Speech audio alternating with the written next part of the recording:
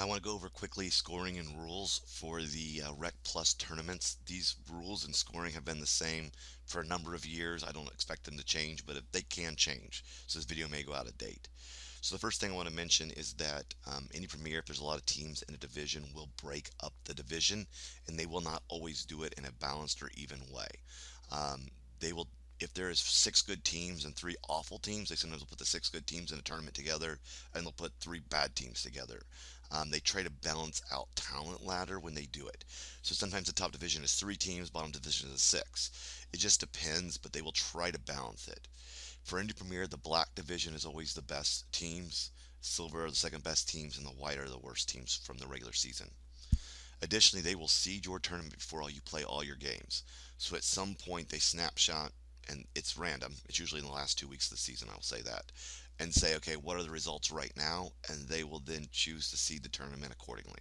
So that can mean that you sometimes don't get as favorable a seeding as you would like because of the way it's done. With that said, then let's just go look at one of these, and we're going to use this U14 girls as an example. Scoring wise, when your team wins a game, you get 3 points. Whoever has the most points, the top two teams with the most points, go to the championship game. So you're trying to win games essentially, right?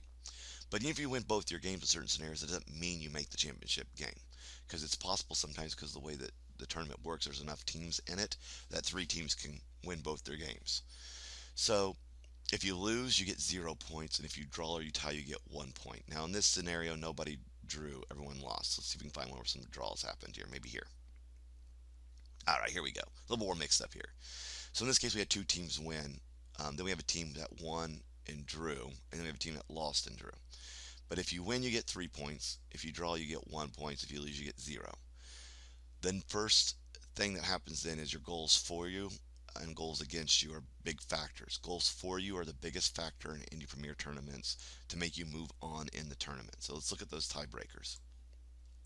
So head-to-head matches against the team are the number one decider.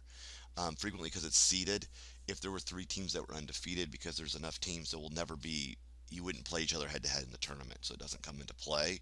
But if you do play each other head to head, whoever won that game would get the nod, first and foremost. If you tied, though, then you go to number two, which is goal differential.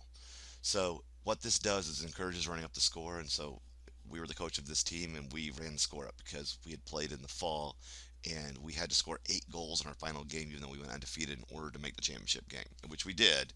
But we had to, because the Indy Premier teams had run the score up on their own teams, and so we had to run the score up against the team. We don't like doing that, but that is that's the number one differential. Then when you next one is goals against, so who gave the fewest goals, who scored the most goals, and then who had the most shutouts are the tiebreaker. And you're going to say to yourself, well, and then finally there's a penalty shootout. Penalty shootouts do occur. I had a team one year.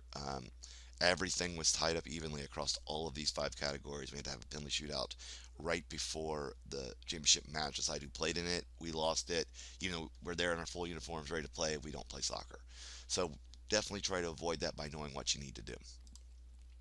The final piece is scoring input. So you may need to put your own scores in because you want to make sure the results come in. Referees are going to be told to put scores in for these games, but they don't always do it in a timely manner, and it's might be easier. So works the same way as always. You do your scoring input. You have to have the pin number. This probably was this one, but I don't know what it was at this point.